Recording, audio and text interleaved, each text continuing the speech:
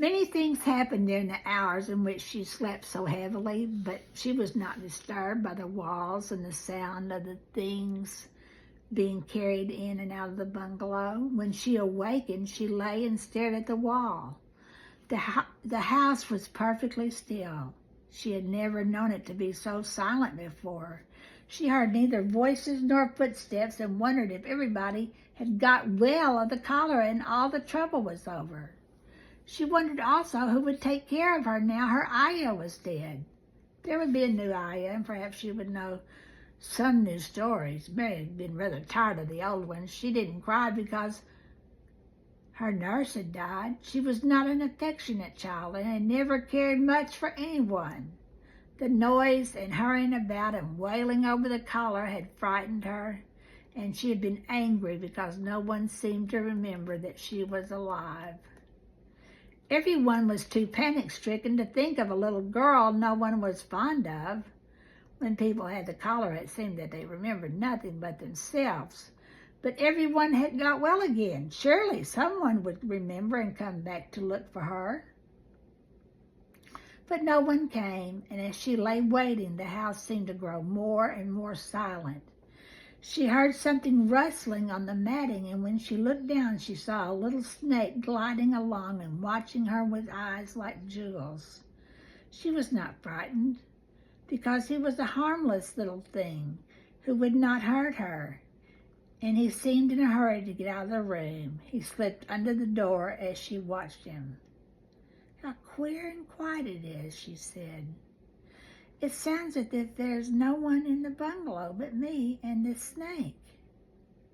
Almost the next minute she heard footsteps in the compound and then on the veranda. They were men's footsteps, and the men entered the bungalow and talked in low voices. No one went to meet or speak to them. They seemed to open doors and to look into rooms. "What desolation," she heard one say. "That pretty, pretty woman. I suppose the child, too." "I heard there was a child, though no one ever saw her." Mary was standing in the middle of the nursery when the door opened a few minutes later. She looked an ugly, cross little thing and was frowning because she was beginning to be hungry and feel disgracefully neglected. The first man who came in was a large officer she had once seen talking to her father. He looked tired and troubled, but when he saw her, he was so startled that he almost jumped back.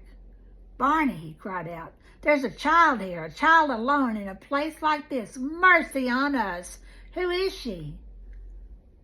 "I am Mary Lennox," the little girl said, drawing herself up stiffly. She thought the man was very rude to call her father's bungalow a place like this. "I fell asleep when everyone had the cholera, and I have only just wakened up. Why does nobody come?" "It is the child no one ever saw," exclaimed the man, turning to his companions. "She has actually been forgotten." "Why was I forgotten?" Mary said, stamping her feet. "Why does nobody come?"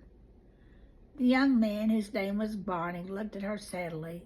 Mary even thought she saw him wink his eyes, as if to wink tears away. "Poor little kid," he said. "There's nobody left to come."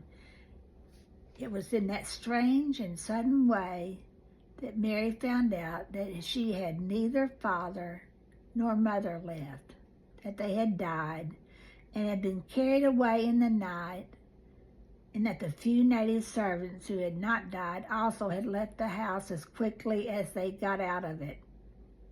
None of them even remembered that there was a Missy Sahib.